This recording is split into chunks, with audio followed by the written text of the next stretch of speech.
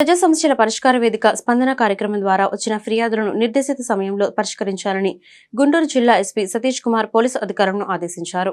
రాష్ట్ర ప్రభుత్వం ఎంతో ప్రతిష్టాత్మకంగా చేపట్టిన స్పందన కార్యక్రమానికి వన్నె తీసుకురావాలని సూచించారు. సోమవారం గుంటూరు జిల్లా పోలీసు కార్యాలయం జిల్లా నలుమూలల నుండి వచ్చిన బాధితులు కిక్కిరిసిపోయింది.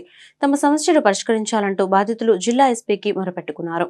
ఆయా సమస్యలను పరిష్కరించాలని సంబంధిత పోలీస్ స్టేషన్ సిఐలకు ఎస్పీ ఆదేశాలు జారీ చేశారు.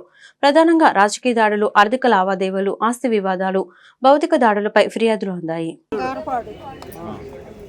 అయితే 26వ తారీఖుని మా పిల్లలందరూ పనులు పోయి వచ్చినాక వాళ్ళు 4 గంటల కాడ నుంచి మందులు తాగి చెరువు కట్ట మీద కూర్చుని ఇక వత్త లైట్లు ఆరిపేసి ఇక ఇళ్ళ మీదకి వచ్చారయ్యా.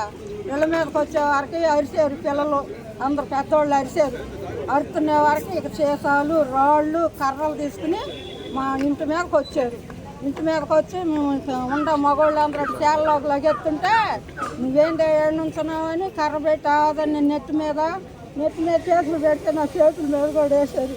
వాడు ఏనన్నవాడు రత్తయ్య ఏరయ్య ముగ్గురు. ఇక సీసాలు, రాళ్ళు, బజారు నిండిపోయింది. మా బజారు మా మగవాళ్ళు ఎడిపోయారు, ఏమైపోయారు. 3 రోజులు గడపండి. 3 రోజులు వచ్చి మిమ్మల్ని రాజీ పెడతామని రండి 13 అరెస్ట్ చేయించాడు. మేము గవర్నమెంట్ ఆసుపత్రిలో ఉండాం, మాకు కేసు తీసుకోలేదయ్యా.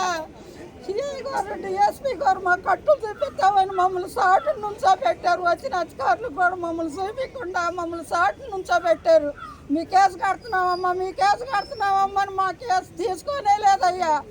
ఇక అందరూ 13 అరెస్ట్ చేసి ఇచ్చారు. మేము 7 వాళ్ళు వాడ చెట్టుకోగలం గుట్టుకోగలం అయిపోయాము.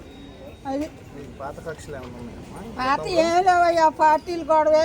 మాది వచ్చింది, మీరుంటానికి ఇల్లేదు, ఊరు పల్లెలు పెట్టి వెళ్ళిపోవాల్సిందే. మేము ఉండారంటే 4 3 సాగు కొడతాం.